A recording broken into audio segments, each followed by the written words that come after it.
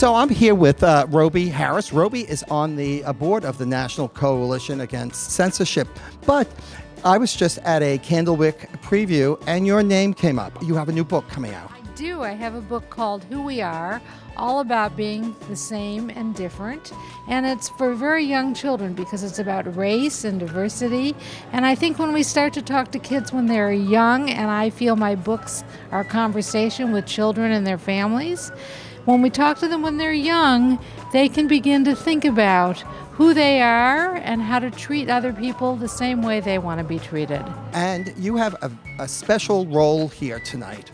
Oh, I'm so lucky. My dear friend Lois Lowry, extraordinary wordsmith and human being, I get to introduce Lois. Rather daunting, but I know her well, and I love her work and her words and her person, and it's just an honor and a privilege. I'm here with artist Sheryl Oring, and one of your pieces of your artwork is being auctioned off tonight. It's called The Writer's Block. The inspiration for this?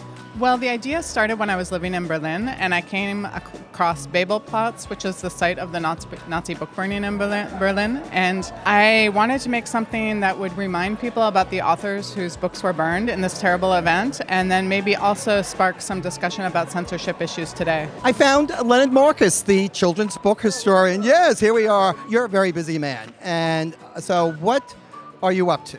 Well, I've been curating a number of exhibitions about children's books and children's book art. One of them just opened in Philadelphia, the Rosenbach Museum, and it's for the 150th anniversary of Alice in Wonderland. Another one is about to open in Texas about Alice and Martin Provenson at the National Center for Children's Illustrated Literature in Abilene, which is one of the few museums in the world dedicated to children's book art, along with the Eric Carle Museum and some others. And I also have a show in Saudi Arabia right now. How's that? Really? Yeah. And so tell us about that show. There aren't that many picture books in Saudi Arabia, and there are a few people who are interested in changing that. So they've organized a children's book fair festival, and I created a timeline tracing the history of the illustrated children's book in the West. So it's meant to introduce parents and children to the books that we take for granted. Paul, your tie. You always have the most interesting ties. Is that for Wheels on the Bus? This is my Wheels on the Bus tie, and that actually is the first book tie that I ever made. So your other new book is Toys Meet Snow with Emily Jenkins. That's right. I'm really pleased with it, actually. Yes. So it's a season. Snow. Even though we're in November right now, it is a great winter book. Yeah, and we're hoping in the Southern Hemisphere for it to be a great summer book, too. Well, thanks for stopping by, and we'll celebrate 25 years of Wheels on the Bus by having maybe a group sing-along here tonight. That sounds fantastic. And soon we'll celebrate 25 years of Toys Meet Snow, too. Right? That's right. I hope we're all around. Yes. I'm here with Lois Lowry, one of the honorees here tonight. I don't know if it's appropriate to say congratulations, because it's about your books being censored. But congratulations on the honor. And, everyone knows, The Giver is a very, has been censored over the years.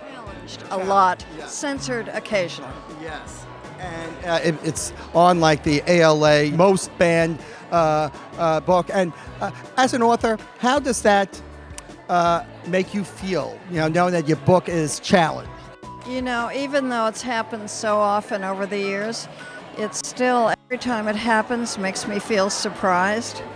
I have never figured out exactly why that particular book. Other books that I won't mention by name, not by me, I can see why they might be considered objectionable by some people. This particular book, I don't get it at all. So every time it happens, it's a new surprise for me. Lois, can your fans expect a new book?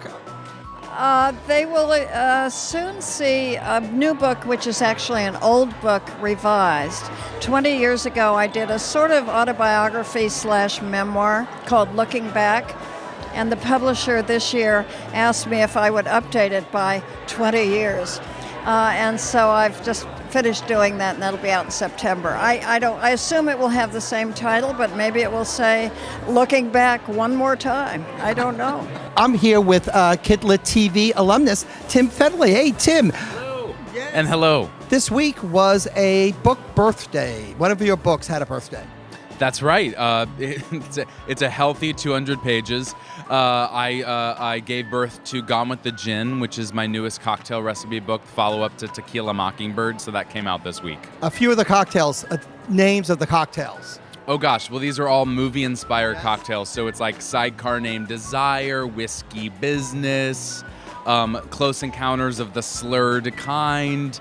So that's kind of the gist of this one. You've been the target of censors or challenges. Yeah, I mean, I think when you know, my first couple books for middle schoolers had characters that were gay, and sometimes that can be something that raises eyebrows and ruffles feathers. And I will say the incredible thing about the KidLit community is there are just as many people, if not more, these days who come out in support of, you know, all sorts of characters for all sorts of kids, which is, of course, part of the whole diverse books movement. What brings you here tonight? I'm here because David Gale, who's my editor at Simon & Schuster, also edited And Tango Makes Three, which is on many banned books lists, but it's an extraordinary picture book that has touched a generation of people. And also Fun Home is performing, and I never miss a Broadway performance, so I'm here for that as well. Well, you enjoy the evening. Thanks. Great to see you.